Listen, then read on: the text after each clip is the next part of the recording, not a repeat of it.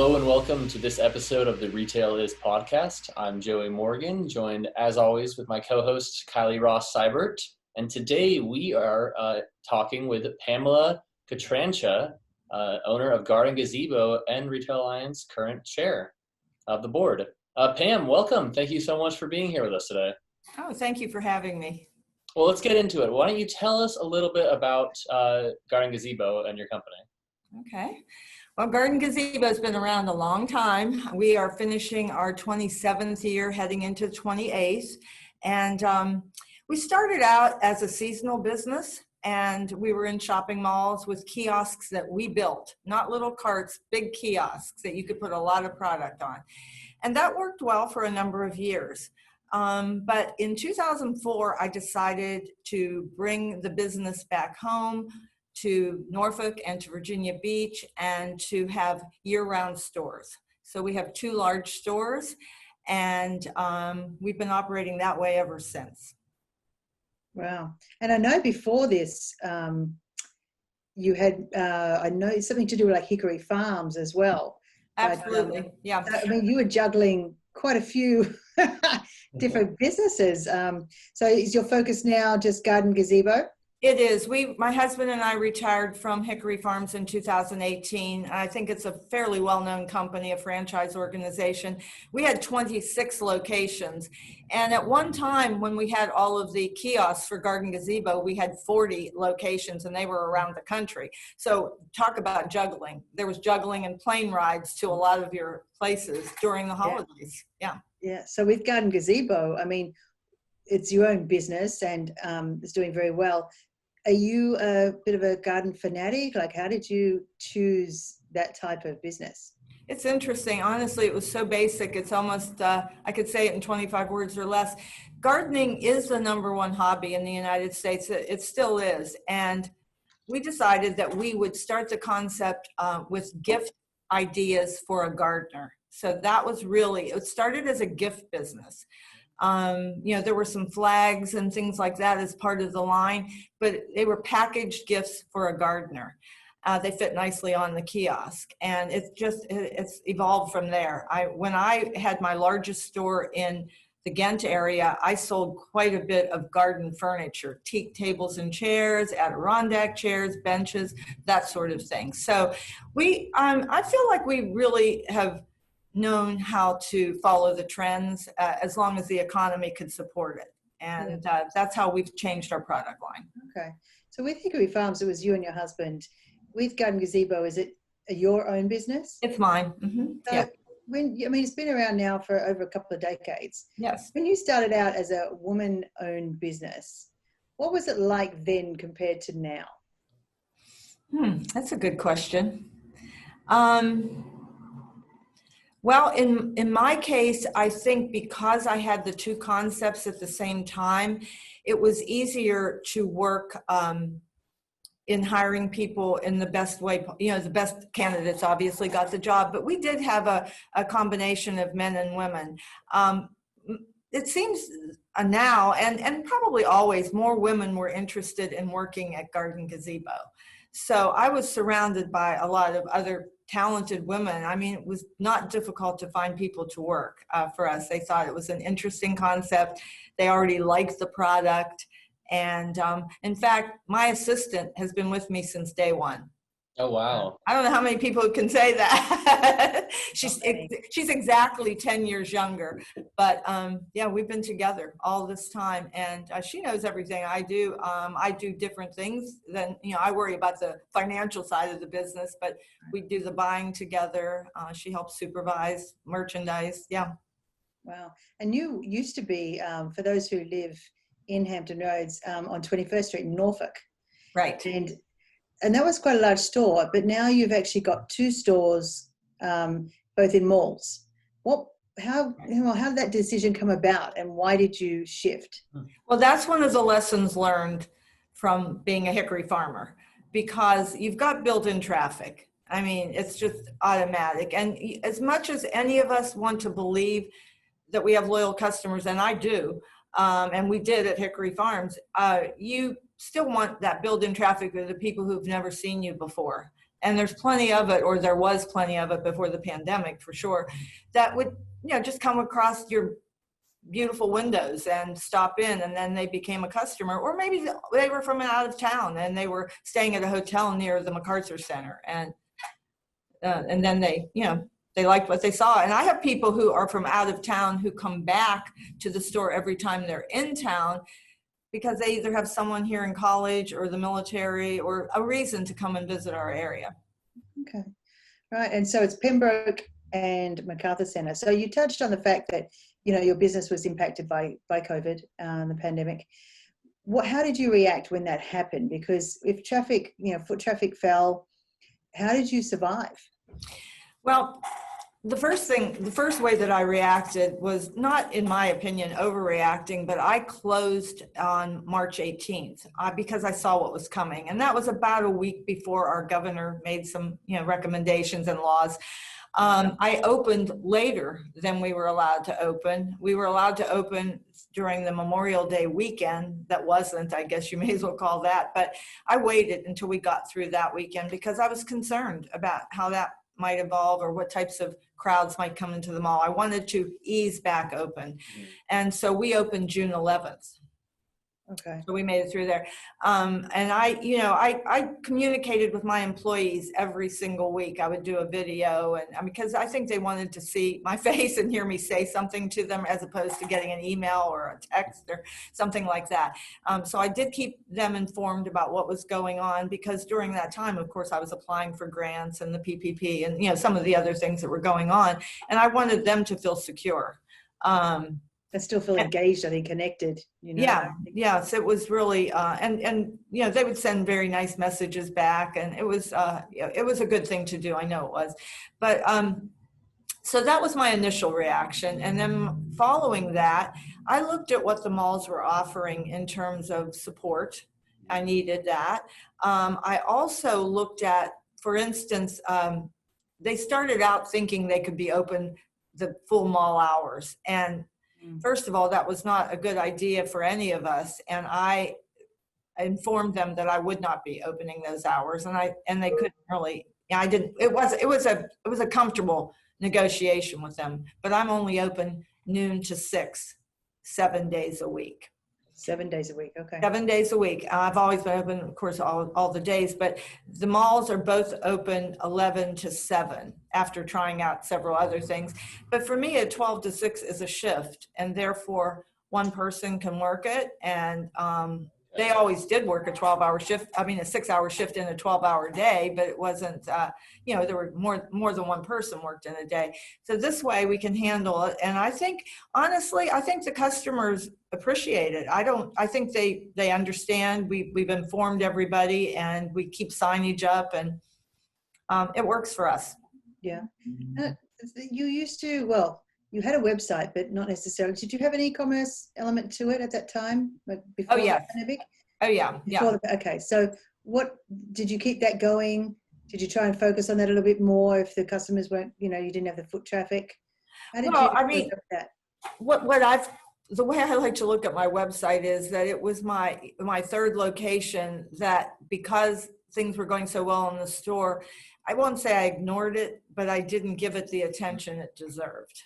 And all the while during the pandemic, I was shopping online, and like most people were, because there were still birthdays going on, and just a reason to give gifts to people. And so that really showed me, and along with the experience I had as being selected as a small business in a spotlight venture that was done by Curate, which is the owner of QVC, HSN, and Zulily. They showed me a lot about why my website was more important than I was giving it the attention. What do you, can you go into a little bit of detail about that, the Small Business Spotlight? What's that about? Yeah, it was pretty amazing. The National Retail Federation, that because of my position at Retail Alliance, I was introduced to in a very important way. I was able to go to their national convention with our lobbyist, Kate Baker. I'll give her a plug. And, but that was such an education to be there among all those business owners from around the country. And our job it was right around the time that the tariffs really became real. And so it was September. And we were going to visit our congressmen and senators' offices to talk about why we as retailers needed their help in looking at this tariff situation. So anyway, it started there. Through the NRF, I became connected to them. And during the beginning of the pandemic, all I wanted to do was look and see what was available to me and to other businesses that could help us. They sent something out. I responded to it. I don't even remember what that first question was, but from that, they asked if I would be interviewed by a Bloomberg reporter. And I said, sure. So that turned out to be a great experience because he stayed with me all the way through my PPP pandemic of a pandemic, because that was a very difficult process. And that was a really good experience. So from there, they saw what kind of experience I had, and they said, you should apply for this spotlight. They're going to select 20 small businesses from around the country.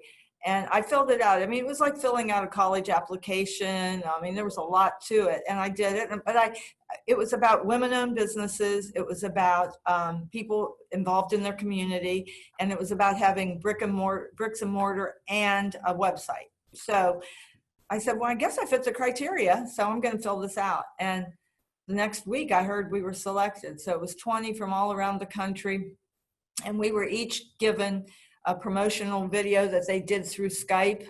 We each had our day on live TV, four different spots. And then it concluded with a mentorship. And so, of course, the on camera for 4 spots in a day made my website go wild. And it stayed crazy for several weeks, in fact. And I still have QVC customers who contact us and send us emails, which is nice. The mentorship, I got to select the topic, and I selected my website. So everything I've been doing has been focusing on that.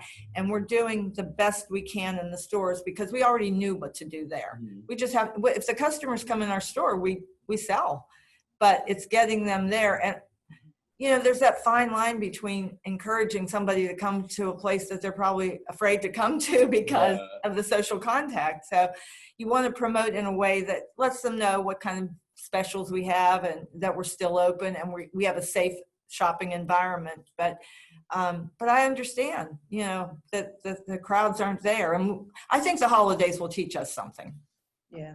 Now you, I find it interesting because I know that you are a mentor to other younger, you know, aspiring retailers, but who did you get mentored by?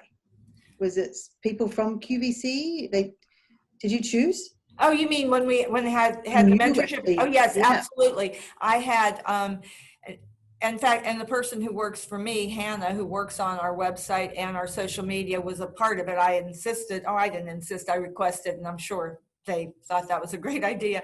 But a gentleman who used to work for Amazon, actually, he now works for Zulily, is based out of LA. So he was on. And then a woman who is based in Miami who works for HSN.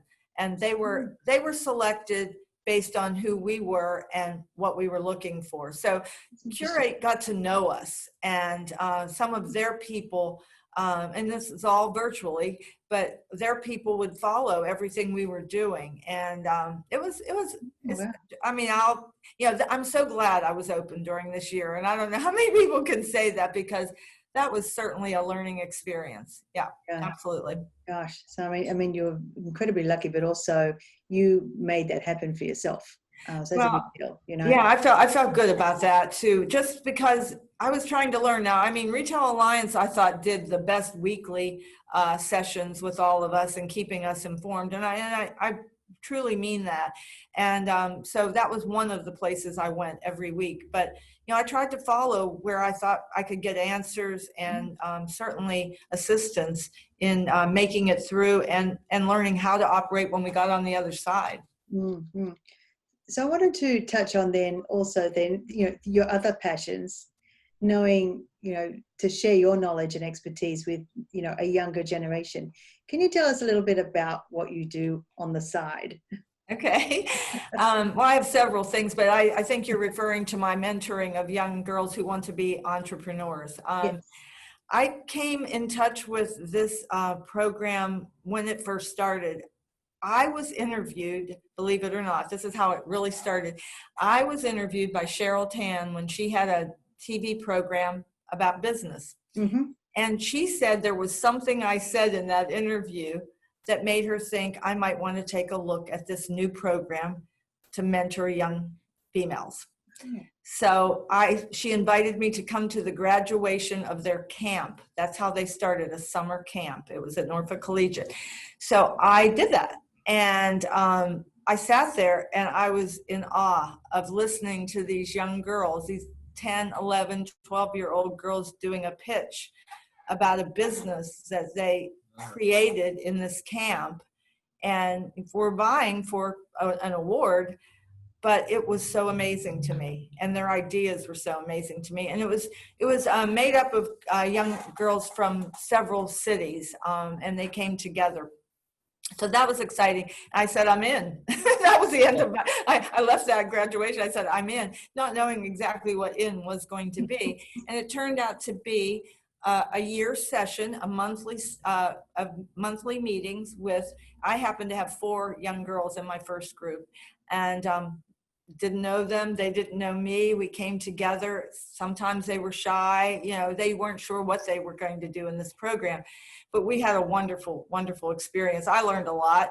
I allowed them to meet in my store, which was for them. We were in my business and they could apply things we were learning to, hands-on, in a hands-on way. So that, and I'm still there, and we're doing it virtually this year for the first time, and it's working very well. And now, Dr. Angela Reddix is the person who started this program, and it's because she had a great story that somebody helped her out when she was younger, and she said she wanted to give back. We are now in 48 states. Wow. So when we get together for our meetings, and they couldn't do everybody on the same night in a month, but I think it's over a couple weeks of different days. We start out with a large group for a half hour. And then we go into our breakout room, and I'm with my girls for another hour and a half. But I also stay open to an individual call if they need help with something, and we can do that through FaceTime. And we always met through House Party too, because one of the girls set that up and they thought that was fun for just an extra meeting. Mm-hmm. And yeah, I mean, I just love working with them. It's just, they're so excited about everything, and they have great ideas. How long have you been doing that? How many years? 4. This is my 4th year, and it's their 4th year, so I'm with them. And I remember you brought them to our Retailer of the Year Awards. Oh my gosh, that was a highlight for them to be able to see. Such a pleasure. It was a real pleasure. And I think people were impressed, and just because when they would come up to the girls, I knew they would give their elevator speech, but I'm sure that wasn't what was expected from the person who met them. So yeah, it was good. Yeah. And what was the name of the program, just for anyone who's interested? Envision, Lead, Grow. Mm-hmm. Envision, Lead, Grow. Mm-hmm. Yeah, that's wonderful. And so, I mean, that must take a lot. I mean, you've got so many balls in the air. What is your biggest passion? What's my biggest passion? Mm-hmm. The greatest passion probably is my family, to be honest with you. If it has to be a business one, then I would say my greatest passion is Envision, Lead, Grow. But I do juggle a lot. I tell people I'm addicted to activity, but I think that's important. I mean, I think it just keeps you alive, and you're always learning because you're doing so many things and interacting with so many people. And even if I'm interacting with all those people now virtually, I'm still interacting with them, and I like that. I didn't like the part of sitting as much during this virtual thing, but other than that, yeah, I have hobbies. I have other things I like to do, and I squeeze it all in, but I prioritize. I really do. I mean, I wouldn't say I would ever not pay attention to my business. I definitely give exactly what I tell people I'm going to give in my being on different boards. But I do take dance lessons, and believe it or not, they started back up. I wear a mask. It's hard to breathe, but I still do it. I still do that as well. Yeah. But my family, I have grandchildren now, and my sons are married, and one lives in New York City, so we can't travel like we always did to see them. But yeah, I mean, it's just fun watching them grow up, even though most of it's on FaceTime. At least we do have, some form of visuals with them, A Yeah. few years ago, that didn't even exist. So yeah, I know the feeling. So, I mean, it sounds like you've got a real good balance of, professional and personal. Yeah, what dancers are you learning? Hip hop and tap. Oh, wow. I've been dancing for probably 15 years. A neighbor said, why don't we go take dance lessons? And she quit after the first year, and I'm still there. But it's all ages, and it's real. I mean, all ages, meaning all adult ages. And it's really a lot of fun and great exercise too. Oh, yeah. Yeah. I think at one stage you did some sort of tap dancing, I think, at one of our. Oh, I did.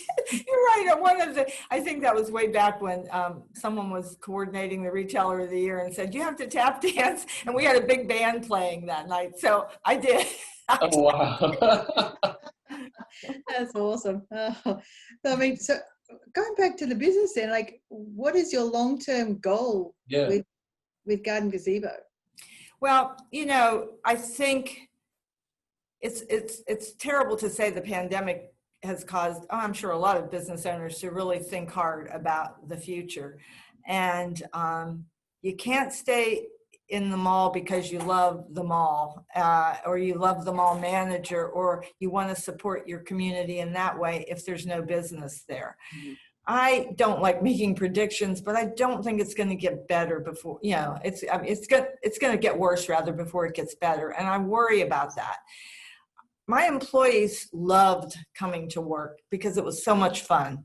And now it's really hard on them. And I see it every day. So I don't know. The good news is I learned this at Retail Alliance. I learned how to lease, and I have good relationships. And I think the ball is in my court on what to do in terms of having stores and the website. So I definitely know I'm going to continue to work on the website. And then we shall see. I think I'm waiting for the holidays, and I've told both of my leasing people that I need to see how it's going to go. Yeah. Have you got any sort of sales or specials or anything going on around the holidays to try and bring some of that traffic, foot traffic, especially to the malls? Sure. Yeah, we definitely do. And we promote every week. We have about 6,000 people who get our, weekly information. And then we have our Facebook page, and we do Instagram.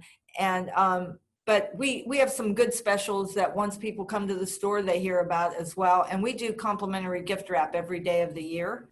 And during the holidays, we do a lot of gift wrap. So we have a lot of clever, unique items that are great for gifts. And we know that, but the flags are the garden flags and the house flags are what we sell the most of.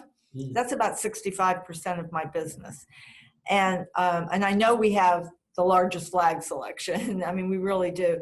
And so what's so good about that is that when people come into the store, even if they are just coming out of curiosity, they leave with flags. Yeah. We do a buy 3 flags and get 1 free. And it makes so much sense because you see all these flags and you want more than 4 probably, but you narrow it down to 4 to get that free one. And it's really I love doing that. I love offering that. And we do also offer a military discount. We offer first responder discounts, and we promote that. And of course, we're part of LUVA. And and the malls do a lot of promoting, and we always buy into whatever it is they're doing, so they can keep our name out there too. Awesome.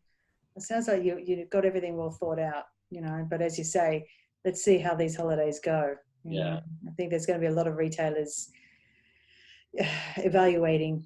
Yeah, I mean, I think we all have to, but those are the hard decisions. It's just that the hardest thing about where we are right now to me is that every day is a new day. I mean, you hear something different each day. You can't forecast for the next 2 months. We can't even right now forecast for this holiday season because we honestly don't know. Yeah. Yeah. Well, we're getting close to the time. I know there was one question I definitely wanted to ask, and we had like a little list we printed out, was what would you say, what piece of advice, if you could narrow it down to just one, if you can try, would you want to give to somebody aspiring to succeed in their business? Okay. Well, I can't give one, so I'm going to give a couple, but I'll make it one. I'll just keep saying and it'll be one sentence. Okay, perfect. Yeah, do your homework. This is what I teach these young girls about entrepreneurship. Do your homework. Make sure you know what you're getting into, why you want to get into it, how you're going to get into it, and surround yourself with good people, mentors, and great employees who are willing to well, you want to give them influence and for them to take that influence and work with you. I think everybody who contacts me and tells me what a wonderful experience they had believes that my employees act like they own the business too. And I think that is really, really a part of being successful. You can't be a one-woman show, I mean, for sure. Not to have the kind of business that I wanted to have. And I really value my employees, and I love employing people. Wow. Perfect. Well, that's a great note to finish on. Yeah. Kylie, anything else you'd like to ask before we? No, that was wonderful. Thank you, Pam. Enjoyed having you on. Thank you for having me, really. Yeah, thanks.